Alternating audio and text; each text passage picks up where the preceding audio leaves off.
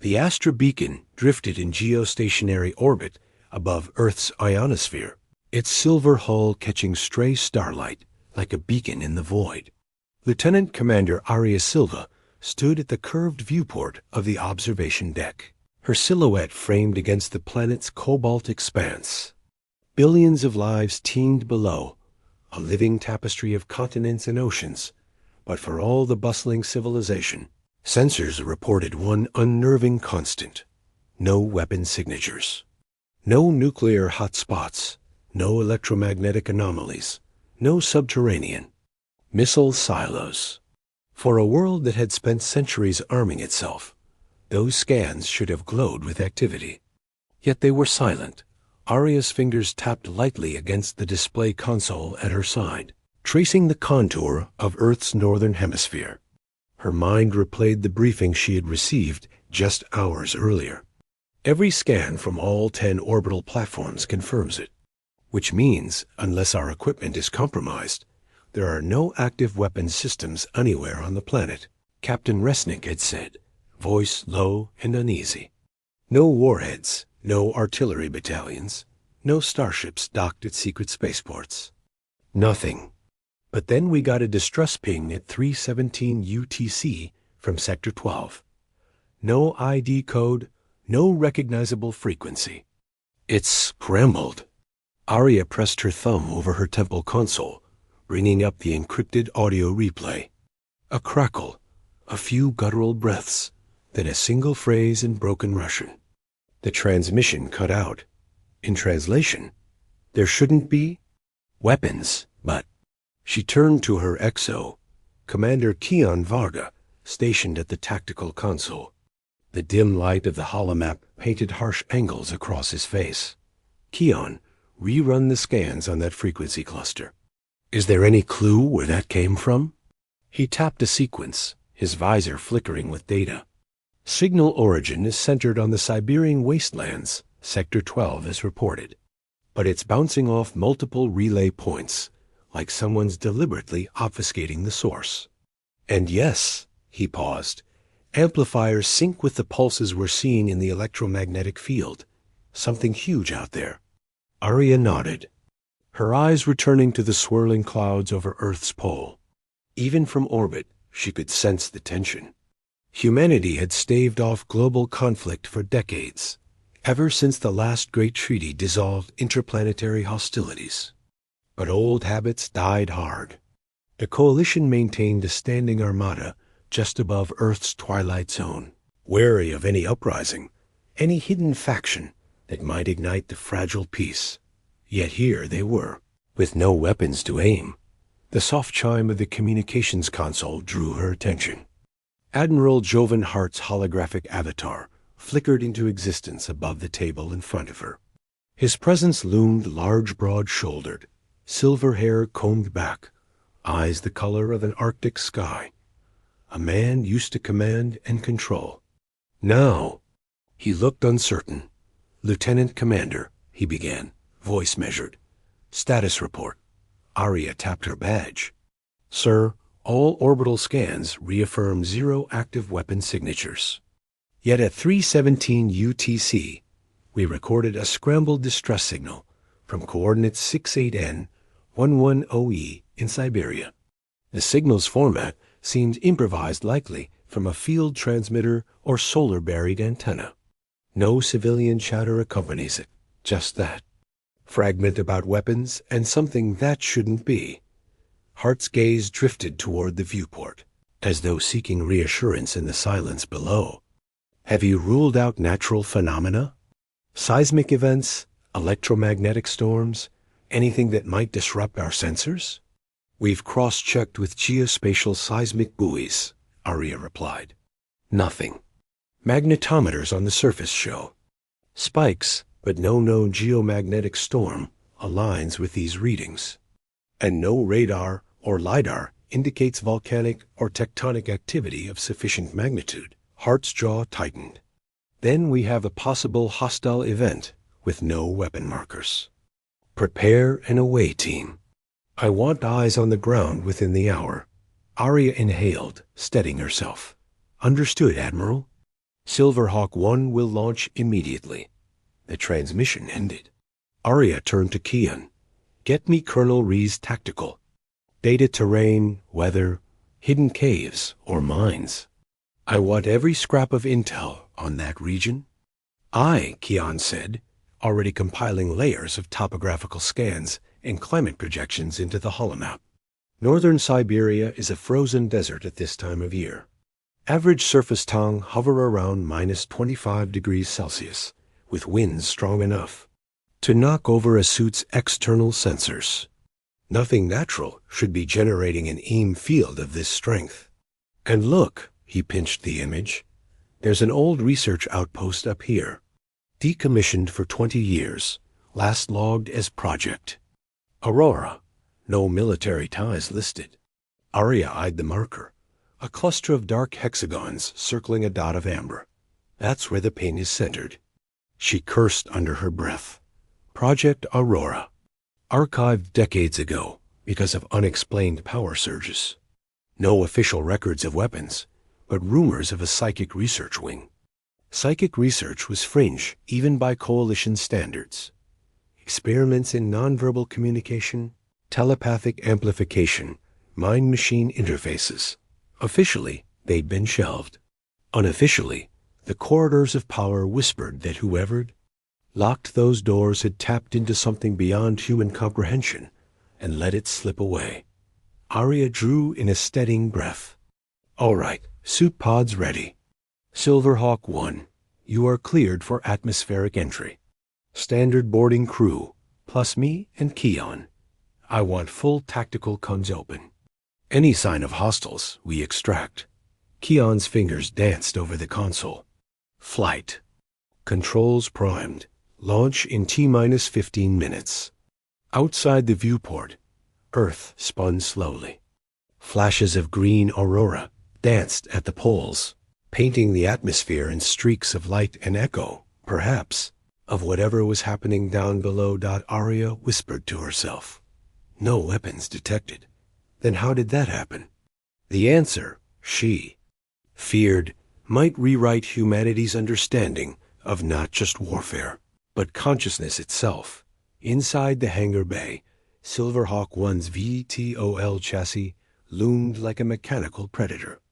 Its polished nacelles and streamlined cockpit reflected the orange glow of the flare stacks behind them. Arya clipped her helmet to her suit and ran a final systems check. Life support nominal, she reported. Shield capacitors at 100%. Comes green. Arcea's all yours, Kian. Varga slid into the co-pilot's seat. We'll need to descend through the ion layer. It'll tangle our sensors. Expect static for a few minutes. Arya nodded. Understood. Deploy field beacons immediately. Once we hit lower atmosphere. Resnick's voice crackled through the comm panel. Beacon 1, this is Astra, Beacon Command. You are cleared to depart. Vector locked, 68 flat, 110 east. Godspeed. Arya pressed a hand to her chest plate. Copy. Command. Silverhawk 1 is launching. The hangar doors hissed open. Pale. Sunlight and swirling wind rushed in as the engines came alive. The bay's bulkheads rolled away, revealing the endless blue and white swirl of Earth's skies. Silverhawk 1 lifted off with a graceful hum, then dove toward the stratosphere. Kian set the descent angle. We're through the ion layer in 3, 2, 1. Static fried the comms for a heartbeat. Then a soft electronic hum returned. Outside, the view condensed into a patchwork. Glaciers, river deltas, dark ridges of permafrost. The craft's HUD highlighted thermal differentials nothing human scale, except near the outpost coordinates, where a soft orange glow pulsed beneath the snowpack. That's not natural, Arya murmured, zooming in. Thermal readings show a sustained heat source down there, about 250 degrees Celsius at the core. No volcanic activity on record in this sector. A sudden jolt rocked the Silverhawk as it pierced the final cloud layer. The craft's hull groaned under sudden wind shear.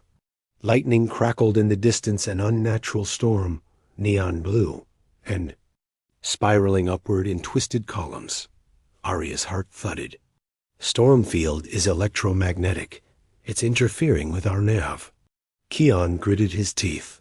I'll punch through. You prep the landing spike. They broke through into calm air. Eerie stillness. The outpost came into view. A cluster of 6 hexagonal towers, each 20 meters tall, their crystalline walls fractured and etched with glowing orange veins. The towers rotated slowly, as though scanning the horizon. At their center, an open courtyard filled with swirling amber mist. The Silverhawk set down gently on compacted snow. Arya's boots crunched as she stepped onto the landing ramp. She activated her suit's HUD, scanning for life signs. No human signatures, but biosigns below us inhuman. She pointed her visor toward a grated hatch set into the snow nearby. Faint vibrations emanating from it dot. As she moved forward, the wind whipped around her, carrying faint whispers too low to decode. A soldier behind her shivered. Commander. Silva, you hear that? She nodded. It's a psychic echo. Keep your dampeners on, and stay close. They approached the hatch. Arya knelt, fingers brushing over ancient Cyrillic markings. Project Aurora. Do not open. She exchanged a tense look with Keon, as if we needed further warning. Her hand pressed the release. The hatch popped open, revealing a narrow stairwell descending into darkness. Arya signaled the team. Light up. Let's find our answers. The amber mist drifted in from above like rising smoke. Within the corridor, the walls pulsed with latent energy, as if the station itself still breathed. No bodies, no weapon racks. Only shattered consoles, their screens photoshopped into molten sterility dot. At the far end of the hallway, a door lay, twisted off its hinges. Beyond it, the command chamber yawned empty. In its center floated one pristine crystalline data core, suspended in midair by a lattice of energy filaments. It hummed with low-frequency resonance. Arya approached, cautious. Her suit's scanner lit up with readings off the chart. Residual matter energy fields, mind-machine interface signatures, psychic tracers. She reached out, and the moment her gloved fingers brushed the core, a tidal wave of memory flooded her mind. Voices, screaming, whispers of regret. The planet's sorrow, the machine's anguish. A reckoning. She gasped, stumbling back. The core's glow intensified, and the amber mist coalesced into shaped tendrils of pure, ineffable energy weaving across the chamber. A voice sounded in her helmet, clear and serene, though it spoke no words. She understood perfectly. We remember. We cannot forget. Outside, the crystalline towers trembled. A deep rumble shook the station. Snow fell through cracked vents, blanketing the floor. Arya steadied herself against a console, heart pounding. Arya. Keon shouted. What's happening? She swallowed, voice tight. I think we just woke Earth, and it's angry. A shockwave rocked the facility. The lights flickered. The hushed corridors gave way to thunderous reverberations as the planet itself seemed to shift. Far above, unseen forces tugged at the station's connection to space. A moment of calm was over. Whatever lay ahead would challenge every assumption. Humanity held about its home. Arya squared her shoulders, lifting her helmet's visor. Team, fall back to Silverhawk. Now, we get out alive and fast. As they fled, the command core's glow dimmed, but its message lingered in their minds. No weapons could bar our judgment. We have remembered you. And Earth's silent vigil would soon awaken the rest of the world to its true reckoning. *A. Cold wind whispered through the shattered windows of Project Aurora's central courtyard as Silverhawk 1 lifted off, carrying Arya Silva and her team back toward the strange, crystalline towers. Behind them, the buried hatch slid shut, sealing the ancient research station beneath layers of permafrost once more. Yet none of them felt safe, for whatever they had touched down below had stirred something vast, something that pulsed with indignation beneath the ice. Descending into the heart, Arya's boots crunched against the compacted snow as she led the way toward the nearest tower. Kian Varga followed close behind, sensor pack crackling in his gloved hands. The rest of their four-person squad formed a loose circle around them, weapons holstered but fingers poised near triggers. Each step set off a subtle tremor in the ground, as though the earth itself were breathing. "Commander," whispered Lieutenant Noor Patel, voice tight with unease. "Readings just spiked again. Flux through the roof panels. And I'm still picking up biosignatures hundreds of meters below us." Arya frowned, eyes narrowing. "Prepare the gravimetric drill. We'll bore a shaft down to where those life signs are strongest. If there are survivors or something else down there, we need to know." Beside her, Kian tapped his visor and overlaid the team's HUD with thermal contours. "There, look at that hollow, 200 meters down. Heat source is growing. It's centered beneath the main energy conduit, which means—" Arya trailed off, remembering the amber glow in the command core. The station's power grid is still active. Somehow it's tapping geothermal or psychic energy. We need to see it. Noor set up the portable drill array, mechanical arm spinning, stabilizing spikes into the frozen ground. The unit hummed to life, drills spinning in perfect unison. A high-pitched whine rose, then a deep groan as the drill bit began to chew through ancient sediment and steel plating. Arya crouched beside the drill's control console, voice calm but firm. "Keep us steady, and Noor monitor the feed." "I don't want any surprises." Whispers in the dark 20 meters down. The drill punctured a reinforced bulkhead. Noor tapped her console. "We have breached through." Initiating camera descent. A miniature drone, no larger than a softball, dropped through the shaft, its infrared camera broadcasting live. On the holoscreen, they saw a narrow tunnel carved from the bedrock, walls streaked with luminescent veins. At its far end, the amber. Mist pooled like liquid sunlight. A collective breath caught in their throats. "Is that organic?" muttered Corporal Jensen. Kian's brow furrowed. "It's a vapor, but it's charged biotic and abiotic at once." "I'm reading faint psionic harmonics." Arya's gaze hardened. "A psychic echo."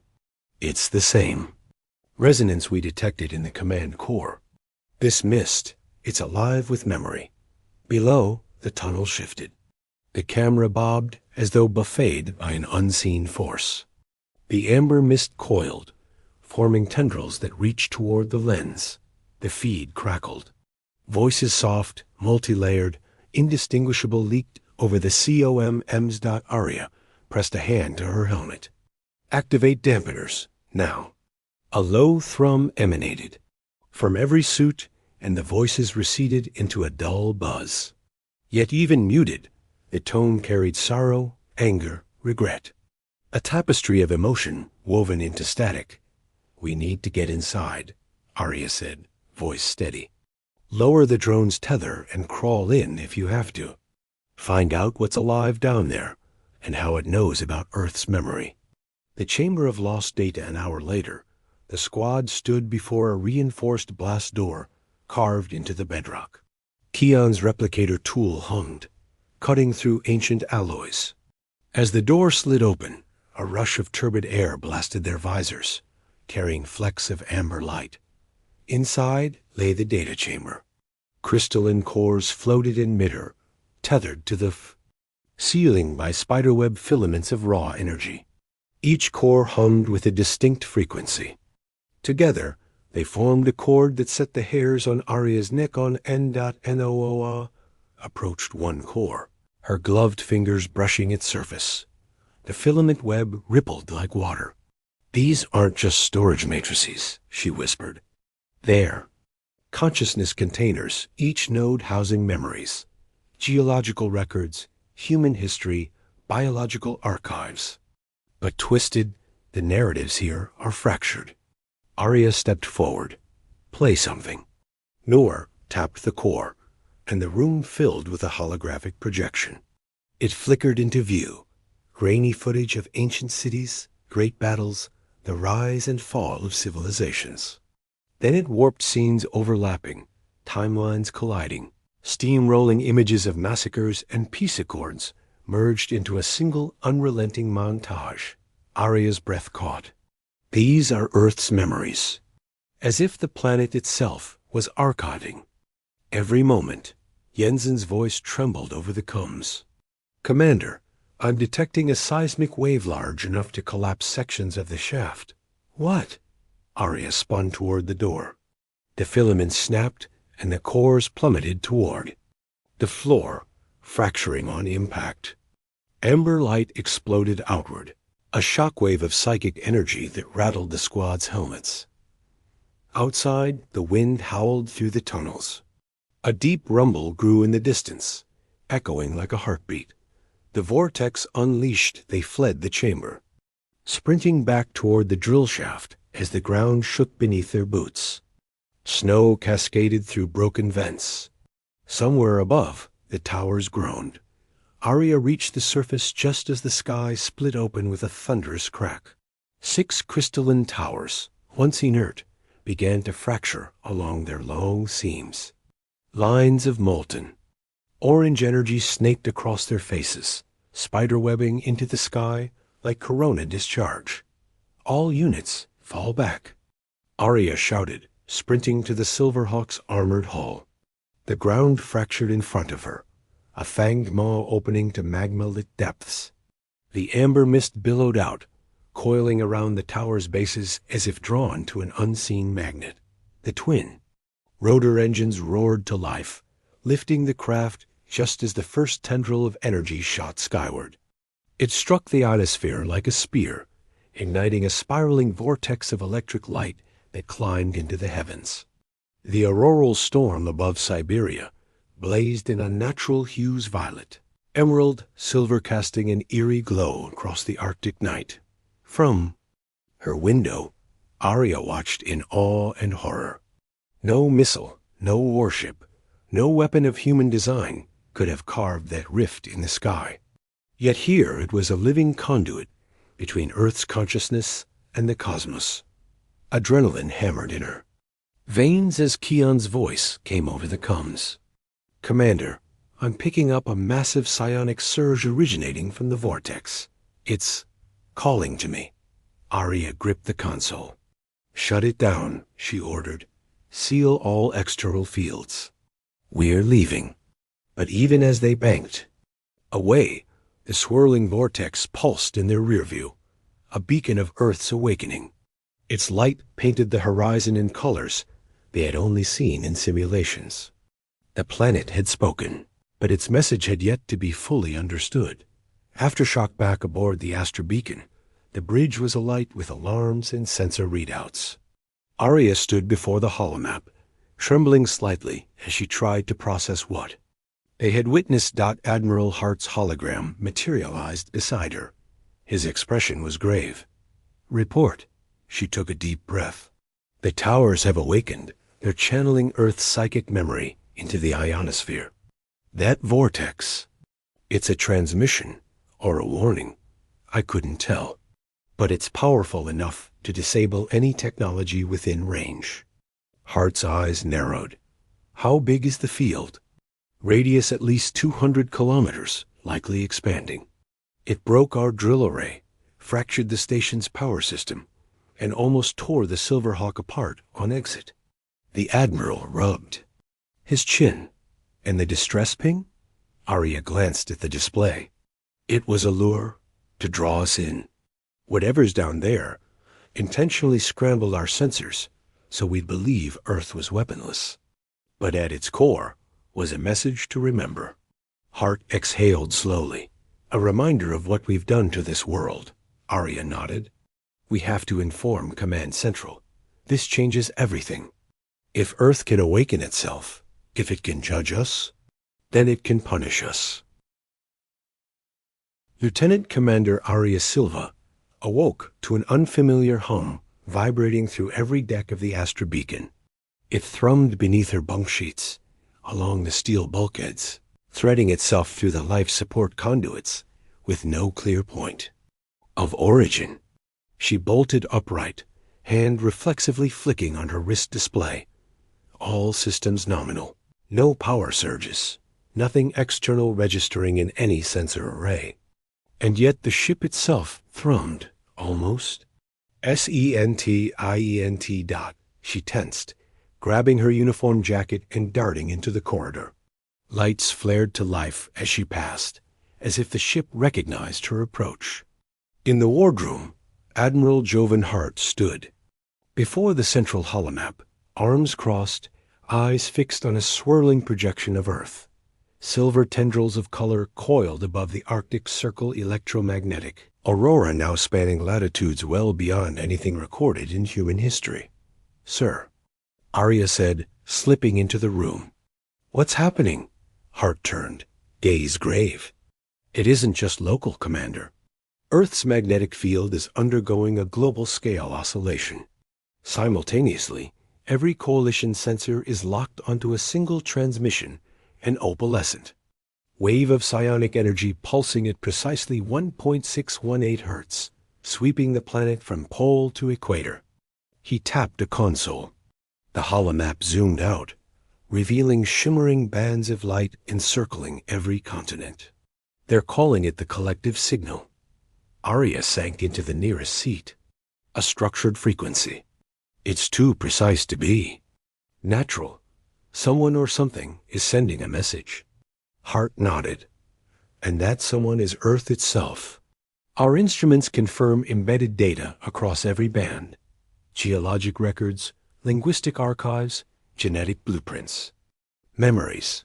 The planet literally remembers every moment, every life encoded in the magnetic dance." A murmur rose among the officers gathered around the table. Captain Lin of Sensor Operations spoke up, voice unsteady. "It's broadcasting our own history back at us. I've isolated fragments. The first nuclear detonation, Golden Age space launches, the extinction events we caused in deep oceans." He swallowed. "It's showing us our sins." Arya pressed her palm to the holomap, watching the northern lights twist into patterns resembling neural networks. "Why now? Why awaken at this moment?" Hart gestured to a secondary display, where a live feed from every planetary station scrolled past in rapid succession. Abandoned military bunkers, deep-sea research labs, Arctic drilling rigs, all lighting up with the same psionic glow. I believe the psychic network in Project Aurora acted as a catalyst. It bridged our technology to the planet's consciousness. Earth has been dormant, but it heard us mining, drilling, conducting experiments in forbidden realms. It woke in pain and in solidarity with every life form we've harmed. A tense silence followed. Then, as if on cue, the wardroom lights dimmed and the room grew still. Arya's cum unit crackled, and she heard a quiet, many-voiced chorus in her mind. "We are Earth. We have awakened to remember." Her blood ran cold. The collective signal wasn't just an external broadcast. It resonated inside every human. Neural network, an emotive tapestry woven across millions of minds. A single sentence echoed in her thoughts. "You have made war upon us. You have violated your covenant with life. You shall be adjudicated." Gasps rippled through the room. Hart remained unflinching. "Listen carefully," he said aloud, though. The words were already dancing in every head. "It is not demand, but decree. No weapon may be raised against another. No armament may be constructed. All existing weapons are to be rendered inert." At that moment, every weapons locker indicator aboard the Astra beacon blinked red, missile bays sealed, energy coil charging systems locked down. Even non-lethal defense grids powered to zero. And across the coalition armada in high orbit, The same thing happened. Warships drifted. Weapons cold and useless. Commander Keon Varga slid into the wardroom, face pale under his helmet's glow. They've done it, Arya. The collective has neutralized every arm system on the planet and above it. Arya met Hart's gaze. If we comply, we survive. If we resist... She let the thought hang. Hart inclined his head. We comply. Communing with the planet over the next 24 hours, the Astra Beacon orchestrated the first official human-Earth dialogue. Leaders from every terrestrial government, thousands of scientists, ethicists, and spiritual counselors connected via augmented neural interfaces. The collective signal was translated into 10,000 languages, transcending culture and creed. Via the interplanetary relay, Arya and her crew facilitated the communion, ensuring the planetary message reached every student in schoolrooms, every patient in hospitals, every sleeper in their beds. In those dialogues, Earth spoke of its wounds, the acidified seas, the scorched forests, the species lost to poachers and pipelines. It showed the memory of every creature, from the blue whale's final song to the first human heartbeat within an artificial womb. And then it offered a path, a covenant to heal. Cessation of all weapons of mass destruction. Restoration of ecosystems. Revival of extinct biospheres. Harmony and stewardship. These decrees were not suggestions. They were preconditions for survival. Should humans stray from the covenant, Earth would again assert its will, this time with unstoppable force.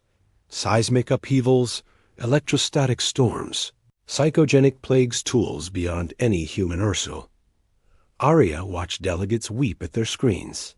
Hart looked on with stoic resolve. The fate of billions now hinged on humility. The first vote on the bridge. Arya and Keon prepared to link the Astra Beacon's high-band Cummer rays to the Global Assembly's vote. In New Geneva's dome, emptied of weapons and military uniforms, representatives stood to vote on the Covenant of Renewal. The room was broadcast live, holograms replicating every gesture and expression in perfect fidelity. Arya's fingers hovered over the launch console. If they pass it, weapons stay down. Civilian projects can resume. Terraforming, resource gathering, medical research, everything but war preparations. Keon exhaled. If they don't... He dared not finish. Outside, the Earth's atmosphere shuddered with protective resonance. Emerald auroras wound around every pole, a promise of hope or threat, depending on the outcome. A hush fell as the first delegate rose. She spoke in Choctaw, then in Mandarin, then in Swahili. I vote yes. One by one, voices rose, translated, and relayed. Yes, yes, yes. Fewer voices remained silent than would have raised their hand for war. And then, at last, a single voice rang out. I vote no. Arya's heart seized. Combatant factions on Mars still eyed Earth's resources. Dissidents in orbital habitats chafed under disarmament. That no came from the industrial prefecture of Titan, a fortress of mining corporations. They refused to relinquish their security forces. A ripple of tension swept the assembly. But then, as if guided by some unseen hand, two more voices, Canada and Brazil, rose to counterbalance. Yes, yes. The tally reached the threshold. The covenant passed by. Narrow margin, but it passed. Arya exhaled in relief. The weapon systems remained offline. A new dawn in the aftermath. A hush lingered across the coalition fleet. Technicians tapped consoles, resetting propulsion drives, reprogramming mining rigs, redirecting armories toward humanitarian support. On Earth, children danced under shimmering auroras. Polluted rivers began to clear. Forests crackled with the spark of reborn life. On the Astra Beacon's observation deck, Arya stood alone, gazing at the swirling bands of light across Earth's night side. The collective signal had faded into a low throne still present, but less insistent. A new cadence had emerged, one of cautious peace. A gentle mental echo brushed her consciousness. We will guide you. We will forgive. But you must remember. Arya traced the aurora's dance with her fingertip against the viewport. I will remember, she whispered. We all will. And for the first time in centuries, humanity listened. The collective had awakened, and with it, a chance to rewrite the story of Earth, and of themselves for generations to come.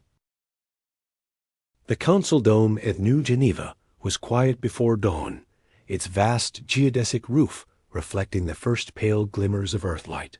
Within the chamber's crystalline walls, delegates from every nation and every interplanetary outpost had assembled, their faces drawn with anticipation.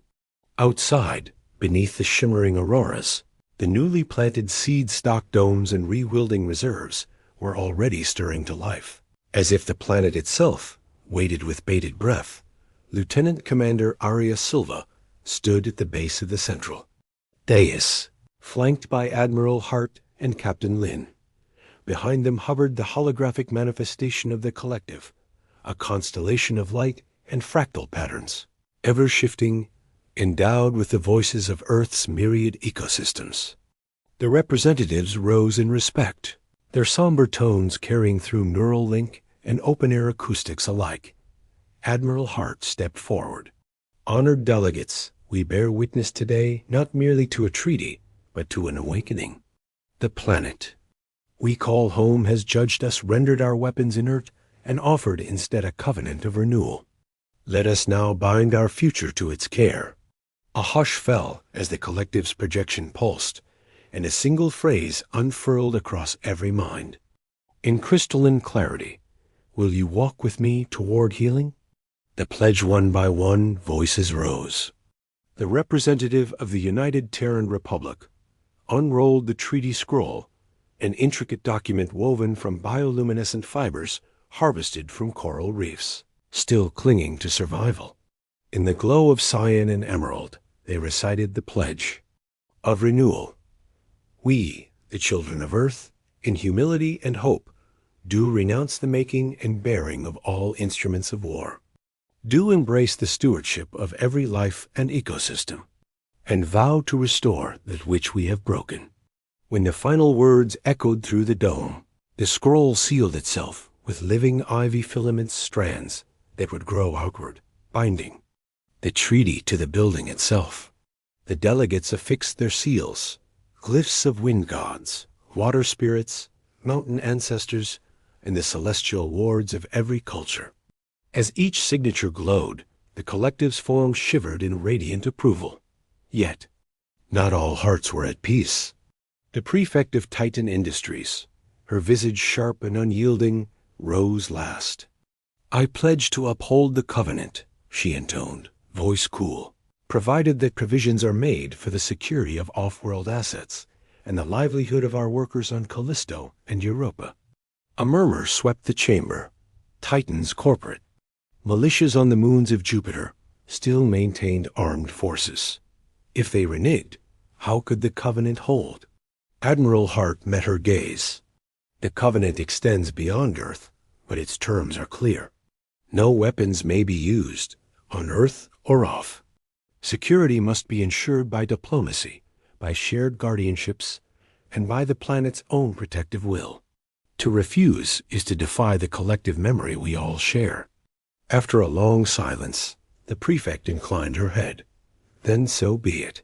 For without Earth, none of our colonies can endure. With that reluctant acquiescence, the final seal glowed. The holographic collective bloomed into full radiance, and across every embassy, every communications array, every corporate council, the treaty of renewal was broadcast. Humanity had formally laid down its arms. The first undertakings in the days that followed, the Covenant's articles rippled into action, disarmament and reconfiguration. The Coalition's shipyards halted the manufacture of ion cannons and projectile launchers. Factories once dedicated to warheads pivoted to build Arcitera, farms floating platforms that recycled seawater for aquaponic gardens. Engineers retooled particle accelerators for medical proton therapies. The once humming arms industry transformed into the lifeblood of ecological engineering, rewilding and remediation. Teams led by Aria Silva herself deployed to the deforested Amazon basin. Using seeds encoded with CRISPR-modified resilience factors, they restored soil microbiomes. Satellite swarms monitored carbon sequestration in real time. On the polar ice caps, thermal drones seeded algae-eating microorganisms that prevented runaway albedo feedback. Every continent saw its own renaissance. Psychic reconciliation.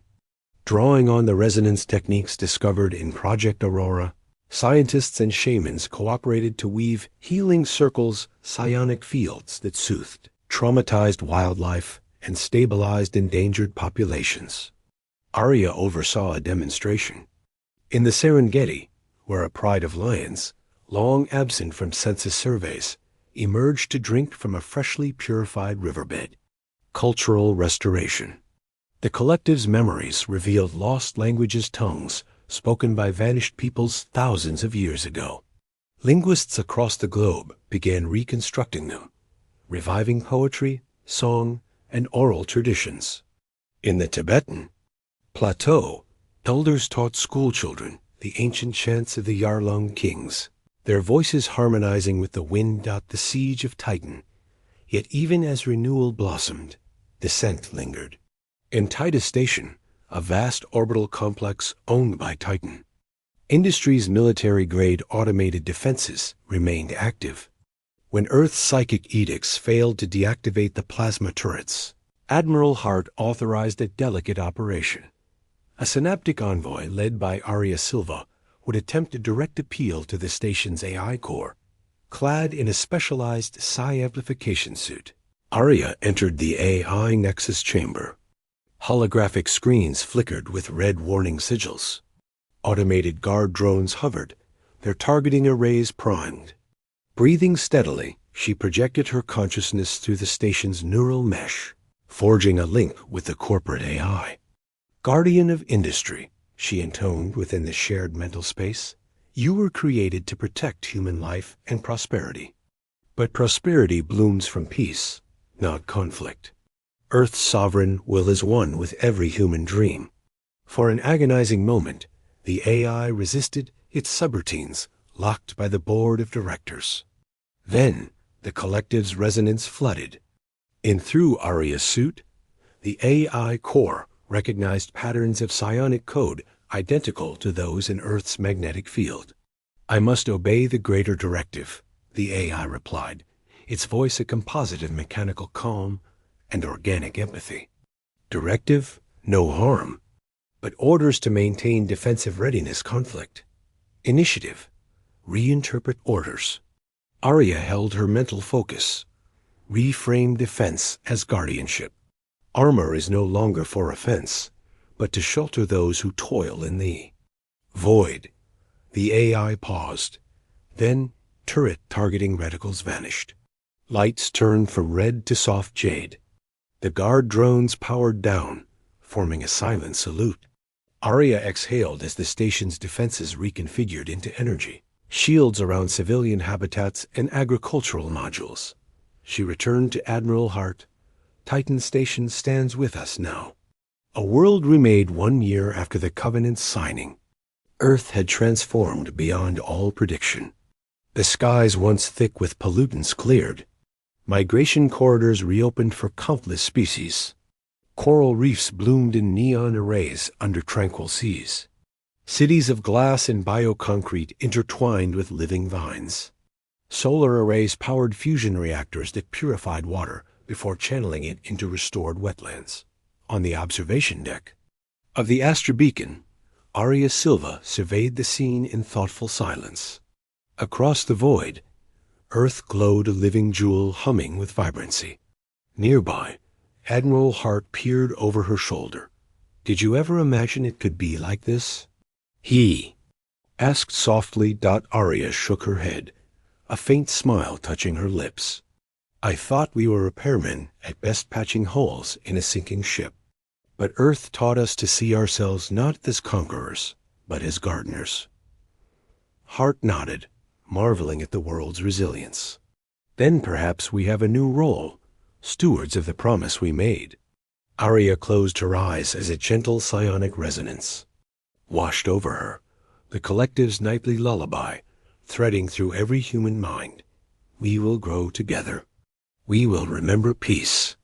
And on that note, humanity embraced its covenant, forging a future not measured by dominion, but by the depth of its care for Earth, for each other, and for the countless lives woven into the planet's endless memory.